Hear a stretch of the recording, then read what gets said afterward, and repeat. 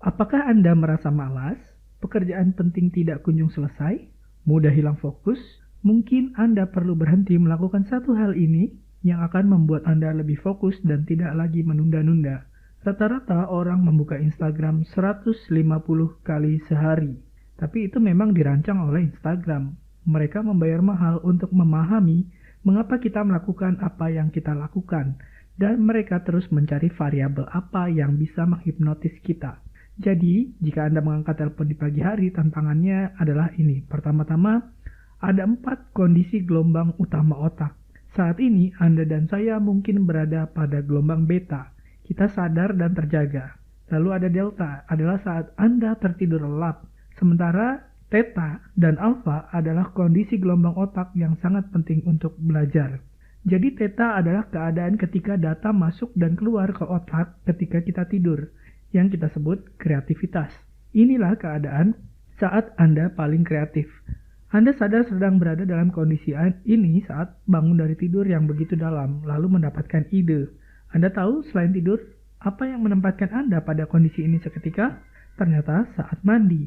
Apakah Anda pernah memperhatikan beberapa ide terbaik muncul ketika Anda sedang mandi? Ini terjadi karena Anda berada dalam kondisi gelombang otak theta. Saya ingin Anda melihat bahwa ada metode di balik keajaiban. Jadi ketika seseorang melakukan sesuatu yang luar biasa, entah atletik, akademik, kemudian seni, selalu ada jejaknya. Sukses meninggalkan jejak di atas gelombang theta yang disebut alpha. Jadi tepat di bawah gelombang beta, tempat Anda saat ini sadar dan terjaga, ada alpha, yaitu keadaan siap belajar. Akselerasi belajar terjadi pada keadaan kesadaran santai atau gelombang alpha. Keadaan yang kita alami ketika kita bermeditasi. Karena pikiran kritis kita kesampingkan dan kita hanya menyerap informasi. Apakah Anda tahu selain meditasi, apa yang menempatkan Anda dalam kondisi alpha seketika? Ternyata saat kita menonton televisi. Apakah Anda pernah memperhatikan ketika seseorang menonton pertandingan bola atau menonton acara TV favoritnya atau menonton drama Korea misalkan, lalu Anda mencoba untuk berbicara dengan orang itu, tapi mereka tidak mendengar? Nah, mereka tidak mendengar karena hanyut dalam program televisi. Sadarkah Anda program merupakan kata yang menarik? Anda tahu sedang dalam program orang lain dan Anda rela masuk ke dalam kondisi trans. Itulah kondisi alfa. Disitulah pembentukan jaringan saraf otak terjadi. Jadi Anda bisa melatih orang cara belajar apapun lebih cepat dan lebih baik dengan menempatkan orang itu dalam kondisi alfa. Kita dapat kapan saja masuk dalam keadaan kesadaran yang rileks atau kondisi alfa. Tapi banyak orang yang tidak tahu caranya. Jadi ilmu ini seharusnya diajarkan di sekolah, karena sekolah adalah tempat yang bagus untuk belajar apa yang harus dipelajari. Mulai dari matematika, sejarah, bahasa, atau apapun. Tapi berapa banyak kelas yang mengajarkan tentang bagaimana caranya belajar? Berapa banyak kelas yang mengajarkan tentang cara berpikir kritis? Bagaimana membuat keputusan? Bagaimana memecahkan masalah? Bagaimana untuk fokus dan berkonsentrasi? Bagaimana cara membaca lebih cepat? Cara mengingat lebih benar, bagaimana dengan mengingat, bagaimana dengan memanggil kembali memori, bagaimana dengan retensi memori, apakah ini sudah diajarkan di sekolah? Socrates mengatakan tidak ada pembelajaran tanpa mengingat dan sayangnya dia benar gitu. Anda berada dalam kondisi alpha theta ini di pagi hari, jadi saat itu Anda sangat mudah dibujuk, sangat mudah belajar, sangat mudah dipengaruhi, ya kan? Dan jika hal pertama yang Anda angkat di pagi hari adalah handphone atau ponsel Anda, maka itulah yang sebenarnya mengubah otak kita, terutama mengubah otak kita pada dua hal. Yang pertama, menurunkan tingkat produktivitas kita dan kinerja kita. Jadi kita melatih diri sendiri untuk mudah teralihkan konsentrasinya. Jadi jika Anda tidak bisa fokus ketika cakap dengan seseorang, itu karena Anda telah melatih otak Anda untuk mudah teralihkan atau terdistraksi. Melatih perhatian penuh itu sangat penting, entah dengan meditasi atau yang lainnya. Saya tidak bermeditasi setiap hari hanya untuk merasa damai atau ingin mendapat pencerahan. Saya melakukannya juga untuk latihan mental karena ini meningkatkan kemampuan kognitif saya. Artinya ketika pikiran saya sedang jalan-jalan ke tempat lain, ya, mikir yang enggak misalkan, saya bisa menariknya kembali dengan mengatur napas atau visualisasi. Saya membangun otot fokus saya. Karena inilah sebenarnya dasar dari pekerjaan saya. Saya menyadarkan orang kalau kebanyakan kata benda perlu diubah menjadi kata kerja. Maksudnya apa?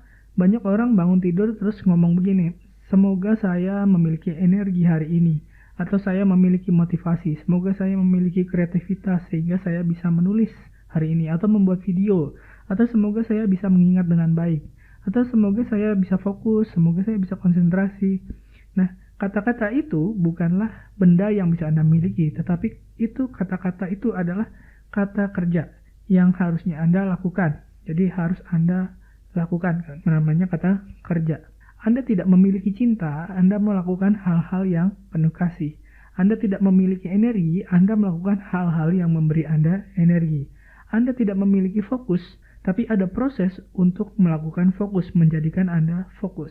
Anda tidak memiliki memori, tapi ada langkah-langkah untuk meningkatkan ingatan Anda atau mengingat sesuatu dengan lebih baik. Jadi kreativitas bukanlah sesuatu yang bisa Anda miliki, karena sebenarnya ada proses untuk mencapai kreativitas. Pelajarilah otak Anda sendiri, maka rasa harga diri Anda akan meningkat karena otak Anda adalah satu pusaka yang luar biasa.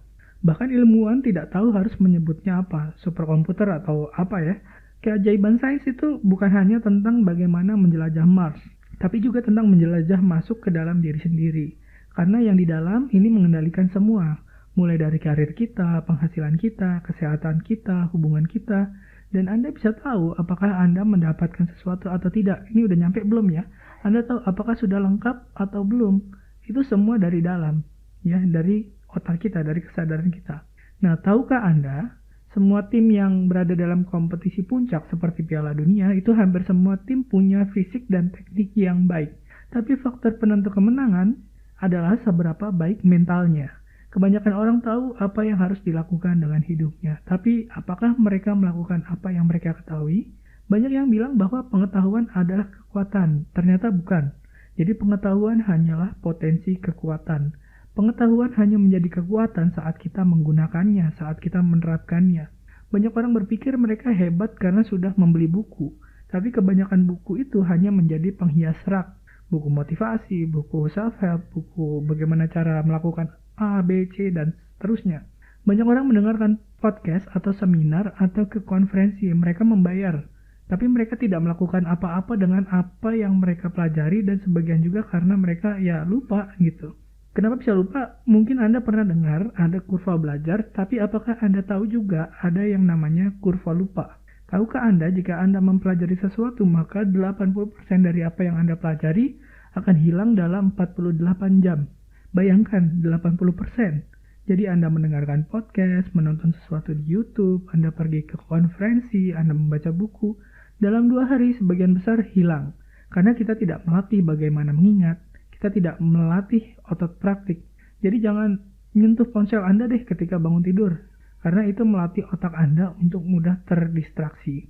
Nah, bahaya yang kedua, menyentuh ponsel saat bangun tidur adalah Anda melatih otak Anda untuk menjadi reaktif. Reaktif berarti bahwa Anda berada dalam keadaan kesadaran yang rileks saat pertama kali bangun. Anda ngangkat telepon, Anda dapat satu pesan teks yang isinya nggak enak gitu misalkan.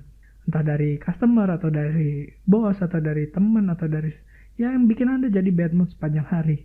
Karena Anda begitu mudah dipengaruhi, Anda berada dalam keadaan terhipnotis dan ponsel itu mempengaruhi Anda.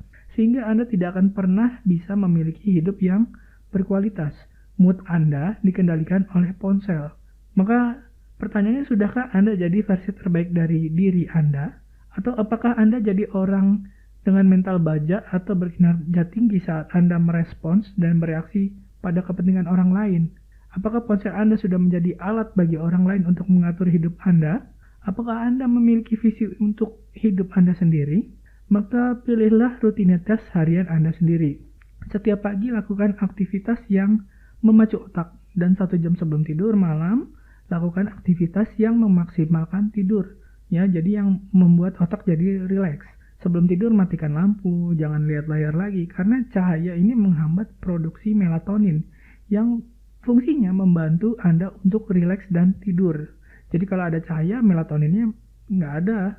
Nah, tuliskan 3 hal pribadi dan pekerjaan sebelum Anda tidur yang ingin Anda cari solusinya. Jadi ketika Anda bangun, Anda bisa punya ide baru dengan bantuan otak bawah sadar Anda. Jadi ketika Anda tidur, Otak bawah sadar Anda akan mencarikan jawaban atau mencarikan solusi untuk 3 hal pribadi dan pekerjaan yang ingin Anda cari solusinya tadi. Nah, ketika bangun, Anda raih kemenangan harian. Caranya, selesaikan 3 hal pribadi dan 3 hal profesional yang tadi Anda tuliskan sebelum tidur.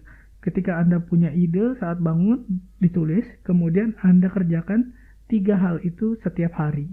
Jangan menyentuh ponsel sampai Anda menyelesaikan setidaknya 1 hal dalam daftar itu, dan jadikan itu sebagai kemenangan harian Anda. Ya memang pasti praktiknya tidak selalu sempurna, tapi yang penting ada kemajuan. Karena ya practice makes perfect. Setuju kan? Anda tidak perlu ikut persis seperti apa yang saya katakan, tapi Anda perlu menemukan apa yang cocok untuk Anda. Jadi jangan percaya pendapat saya begitu saja. Tapi tidak ada salahnya mencoba. Mungkin selama 1 minggu ke depan praktikkan hal ini. Simpan telepon Anda di luar kamar tidur Anda hanya selama 1 minggu. Atau setidak-tidaknya jangan menyentuhnya selama 1 jam pertama saat Anda bangun tidur.